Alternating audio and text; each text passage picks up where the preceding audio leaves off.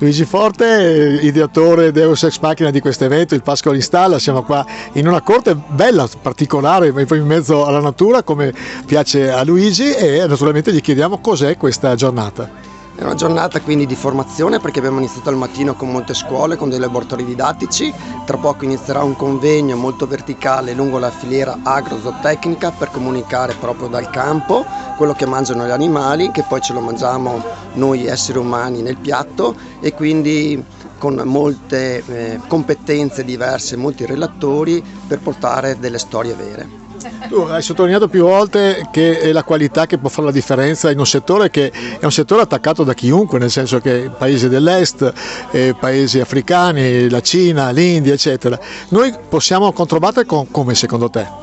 Allora, dobbiamo controbattere con la salute. Il cibo è la nostra salute, forse abbiamo anche tralasciato questo aspetto, parliamo sempre di benessere, di qualità, ma il consumatore deve riconoscersi, soprattutto nel prodotto di origine animale, quindi carne, latte e uova, che mangia dei prodotti che gli migliorano la salute.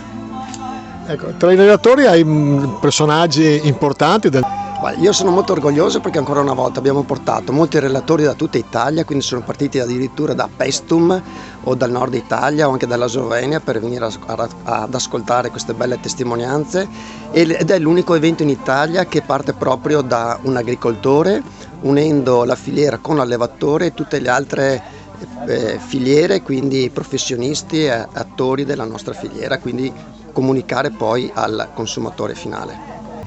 Beh, sicuramente da polesano non posso non avere un'attenzione particolare per tutto ciò che è legato al mondo agricolo, alla produzione agroalimentare. Il mio assessorato si occupa di pesca, territorio, parchi, caccia, tante altre materie legate al mondo agricolo e al nostro territorio. Sicuramente per noi rappresenta ancora come polesani un asset fondamentale che ha bisogno però di trovare la propria strada, soprattutto nell'ottica di dare uno sbocco lavorativo ai nostri giovani e di dare una prospettiva di futuro ad un'agricoltura che sia sempre più con l'uomo messo al centro, le attività tradizionali e la sostenibilità dell'attività.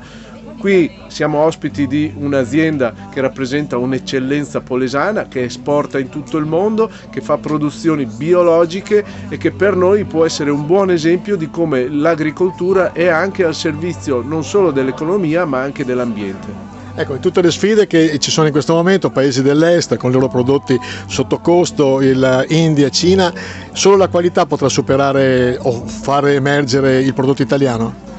Beh, siamo alla vigilia di un appuntamento importante elettorale europeo. L'importanza di questo appuntamento è data dal fatto che saranno fondamentali le regole che verranno stabilite sia per quanto riguarda la strutturazione delle filiere, sia per quanto riguarda gli interscambi tra paesi e all'interno dell'Unione Europea. Ciò che è importante è che vengano rispettate delle regole sane, serie, rispettate da tutti e che non si vengano a verificare degli squilibri per motivi politici che vedano per esempio il nostro mercato invaso da prodotti di bassa qualità e di scarsa qualità e di basso costo che mettano in difficoltà i nostri produttori.